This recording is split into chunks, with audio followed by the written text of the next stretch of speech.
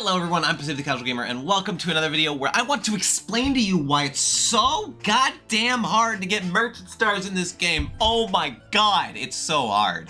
So I have tried to make a civilization that generates merchant stars consistently. I have not done that yet. I have tried picking money civs all the way through, but I can't do it. The only way I did it was I just played the game as competitively as possible, focusing on industry, and then I hit the early modern era and got money and ended up making a city that produced 180k gold a turn. But if I went through the history of that civilization, I found out that I only got half the merchant stars possible in the game. So we're gonna go over why it's so hard, my little tips for you to get more merchant stars, and if I'd actually change stuff, because I think I would change a couple things about merchant and influence stars. So how do you get a merchant star? Maybe some of you haven't been paying attention to how you get them. It's kind of hidden that how you get them, but the game will tell you need to make money. It's pretty simple. Let's just say it's 500 money to make a merchant star. There's a huge catch to this get 500 money. It's not actually based on the amount of income you have. It's the amount of profit you get. So it's that little plus sign next to your money. So let's say you need 500 money to get this star, but even though you make 500 money a turn, you're only like gaining 2 money per turn because you have a massive military. You only add 2 money a turn to this star. So that's where it gets a little tricky, because especially in the beginning of the game, it's extremely hard to generate money. And in the beginning of the game, you have no military, so you end up using what little money you're generating to pay for a military so you don't get your ass kicked. So what's the problem? This is a very simple system, right? It's just profit. Well, first of all, it's a little bit inconsistent, because when it comes to influence stars, there's nothing that inherently gets rid of influence except having cities over your city cap. You can have one city over your city cap and still be fine. So it's not as in your face as, oh, you have too many cities, your influence isn't going up, versus I have all this money, I need soldiers now, right? And what's worse is as you upgrade your soldiers, the amount of money that you make goes down because the upkeep is higher.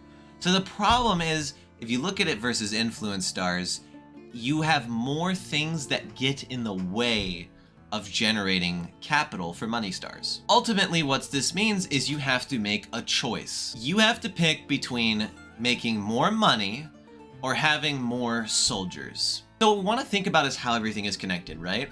Generally speaking, if you have more money and you're trying to keep costs down, what are you going to do? You're going to buy districts, right? So okay, cool. You're generating money stars and you're generating builder stars. That's pretty good, right? On the other hand, you spend money on military. You build more military, maybe you buy some military, and you start expanding, right?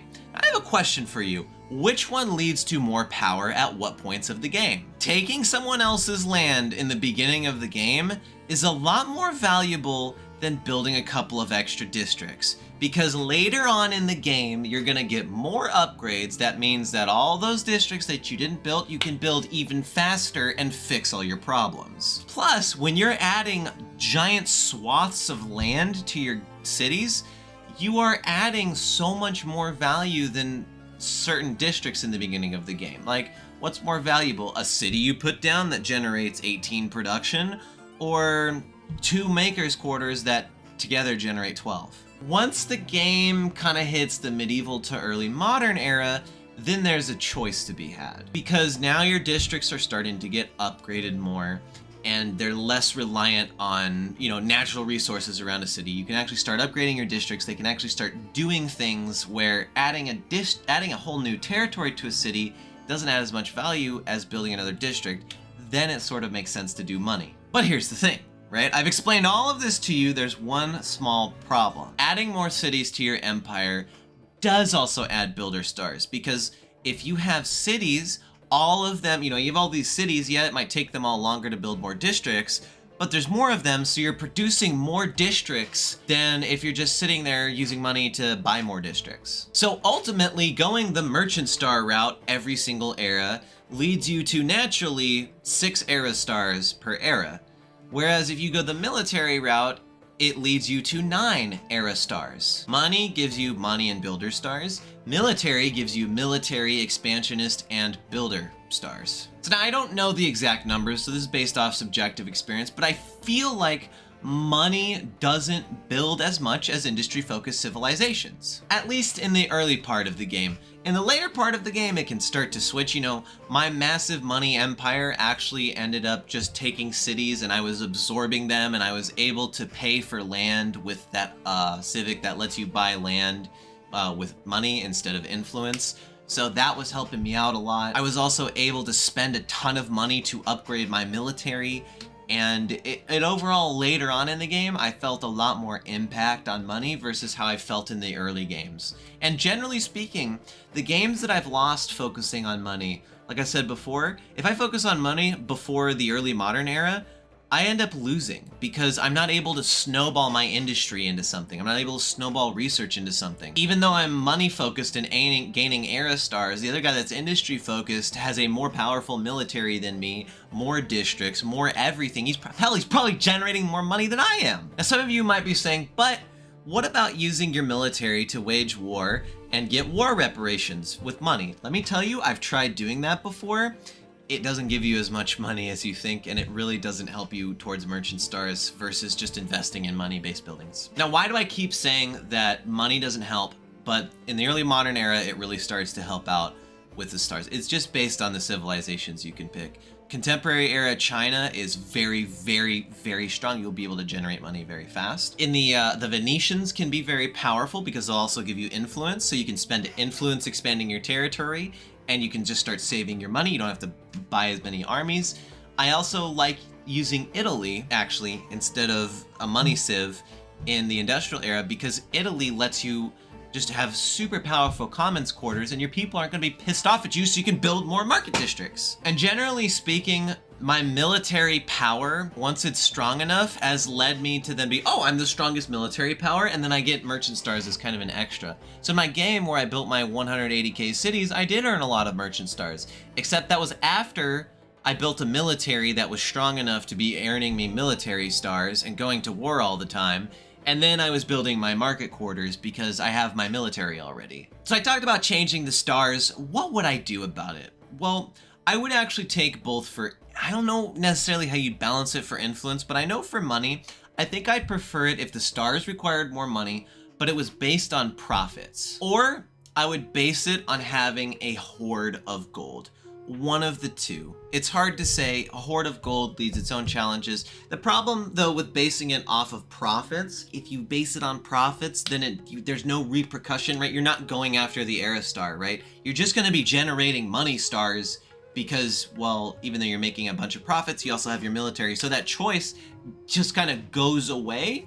And at that point, what do you do? You don't have to like sacrifice anything for merchant stars. What you could also do, which I think would be a little bit easier, and I think it'd be easier to tweak, and it would be not a whole brand new system, is change the prices of things, you know, because I feel like if I focus on industry, I'm producing more districts per turn than if I'm focusing on money and buying districts. Towards the end of that game, I had a city that could produce districts in 1 or 2 turns. You know, actually all my cities were all focused on industry now I'm thinking about it. They could all produce districts in 1 to 2 turns, and I focused on money, and for the entire game, I could only buy 1 district a turn. So if you think about it, money lets me buy 1 extra district a turn. You know, I'm able to produce 10 to 20 more districts over 10 turns, whereas if I focus on money, I'm able to produce 10 more districts a turn. Hey everyone, I want to jump in here real quick.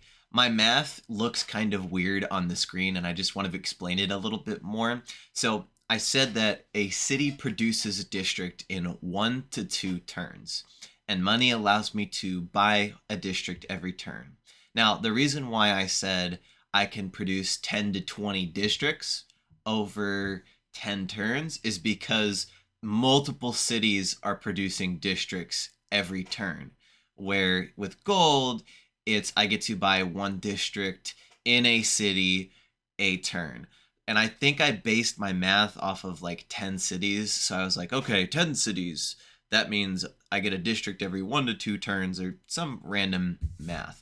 But just know that the math on the screen looks weird because I forgot to include the number of cities producing districts.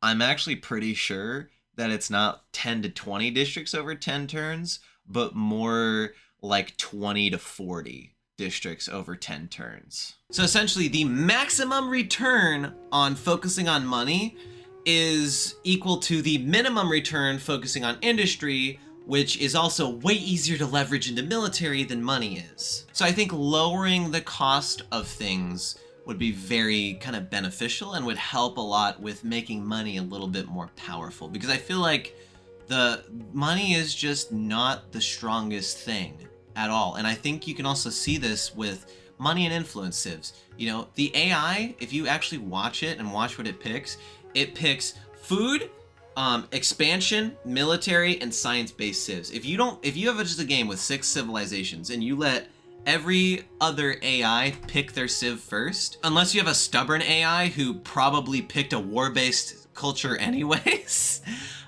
you're gonna see that the only things left for you as the player are influence-based civilizations and money-based civilizations, because the AI knows those aren't as valuable. I think you could also just leave the influence and merchant stars alone, you know, primarily the merchant stars for this, and just make them worth more fame. You know, I think that could be a thing where, like, okay, you know, you're going towards these era stars. We know that they're harder to get, so they're going to be worth more fame. Granted, you could just say, well, pick a merchant civilization, but that gets rid of the point. If you pick a merchant civ, you're losing out on all these other abilities, and you only make the stars a little bit more valuable. So that's it. That's why I think merchant stars are really hard to get. Let me know your thoughts in the comments below. What would you change about them, or do you like them right where they are? Do you actually still get a lot of merchant stars? Let me know in the comments below. Also, subscribe for more Humankind videos, and in proper self-advertisement fashion, my Discord is down in the description below if you want to talk more and tell me I'm an idiot. So, opposite of the casual gamer, I suck just as bad as you do at video games, and I will see you in the next one.